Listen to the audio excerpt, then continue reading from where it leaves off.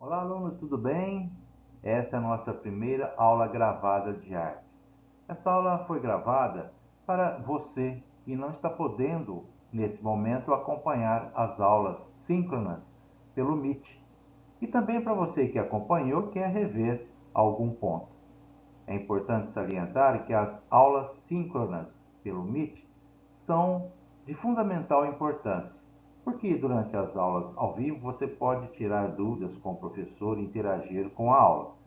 Mas, caso você não esteja acompanhando, essa aula vai te ajudar bastante. Ela é um resumo das primeiras aulas que já foram ministradas nesse ano. Eu sou o professor Marcos Diamantino e vamos então para a nossa primeira aula.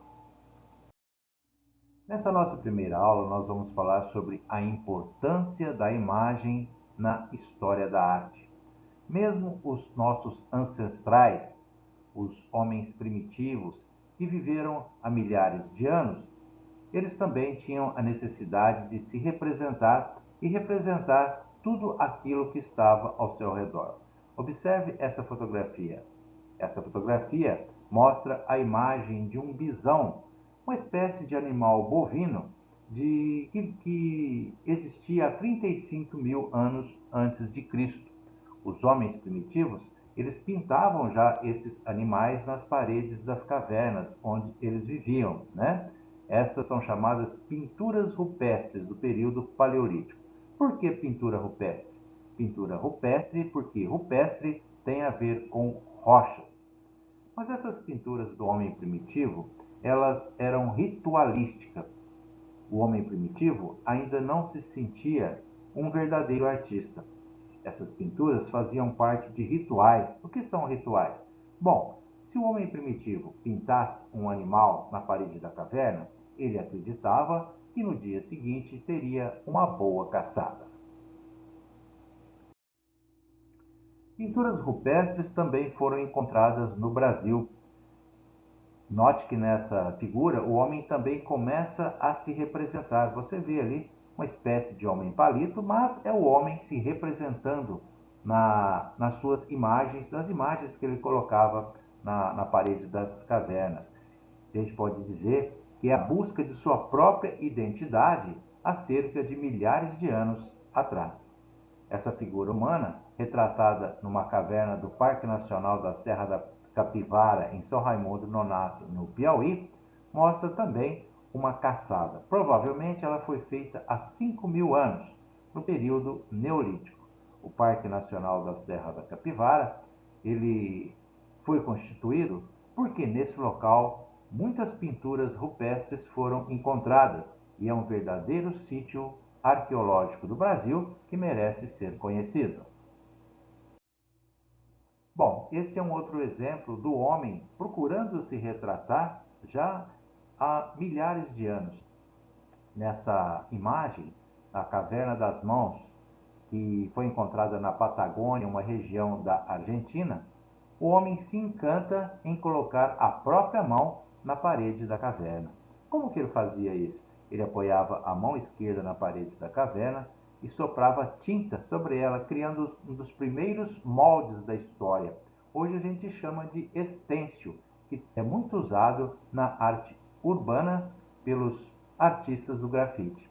Naquela época, há 5 mil anos, não existia tinta e os homens usavam para fazer a sua tinta seiva de plantas, carvão, terra, sangue e sangue de animais.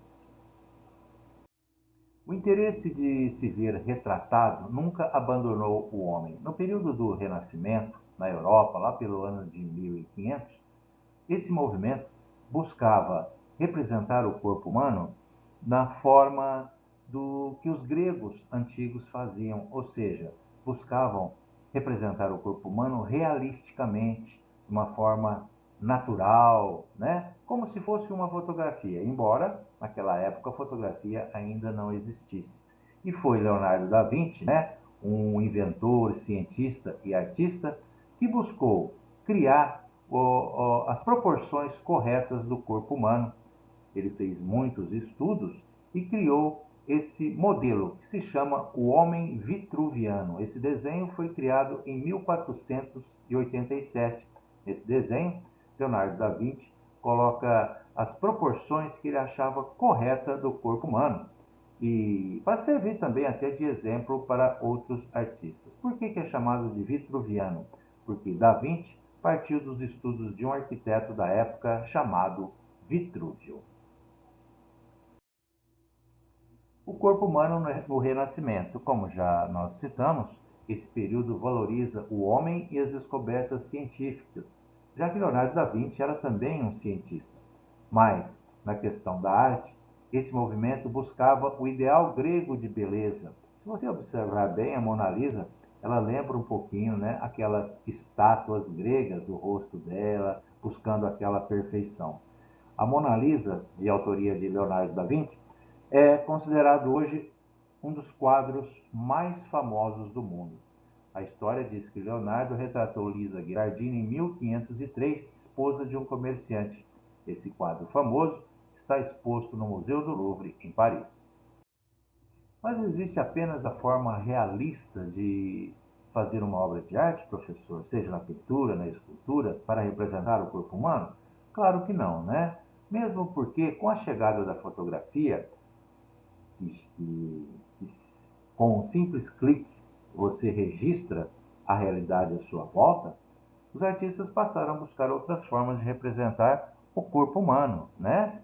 Então, muitos artistas passaram a distorcer a realidade, né? Distorcer a anatomia para destacar emoções. Exemplo é o pintor norueguês Edvard Munch, que dentro do movimento expressionista, em 1893, criou esse quadro aí, O Grito. Para dar maior dramaticidade, você percebe que a obra distorce um pouco a anatomia ou o corpo do personagem, mas retrata muito bem uma pessoa em desespero e angústia. Bom, nessa primeira aula nós mostramos a preocupação do homem em se ver retratado e diferentes formas de representar o corpo. Todo tipo de arte é importante, porque cada artista tem uma forma própria de se manifestar. O Renascimento, representado aí pelo quadro da Mona Lisa, o ideal de beleza era o grego, né? Com o que destacava o realismo, o naturalismo. Já esse outro quadro, o Grito, do Edvard Munch, é da fase expressionista, em que o artista distorcia a imagem para destacar a expressão emocional do ser humano.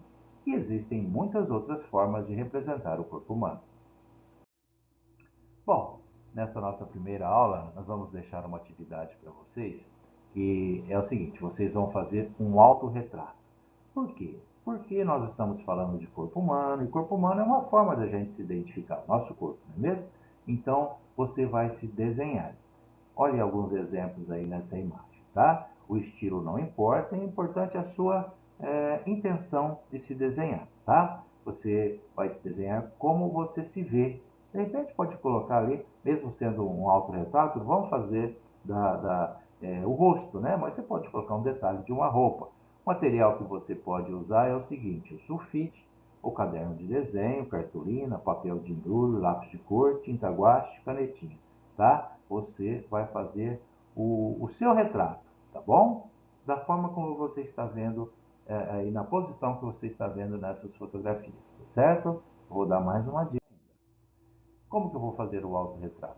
Bom, você pode olhar uma fotografia sua, né, de um álbum que você tenha, pode olhar o seu rosto no espelho, olha ali no espelho, desenho do lado, pode olhar uma foto que você acabou de fazer no seu aparelho celular, ou apenas desenhando de memória. Você se imagina, eu sou assim e desenhei, tudo bem, tá? Você vai dar uma dica, observe essa foto aí. A pessoa pegou uma foto, colocou um sulfite branco do outro lado e continuou o desenho, né? Como você está vendo aí, certo? É uma forma de facilitar o nosso trabalho. Depois, o que você faz? Você tira essa folha, coloca aquela folha outra folha branca do outro lado que você não desenhou e faz a mesma coisa. Depois é só juntar as duas folhas que você vai ter um rosto completo, tá? Fotografa ali e o desenho está completado. Bom, depois de fazer o seu autorretrato, envie no privado do professor. Até a próxima aula.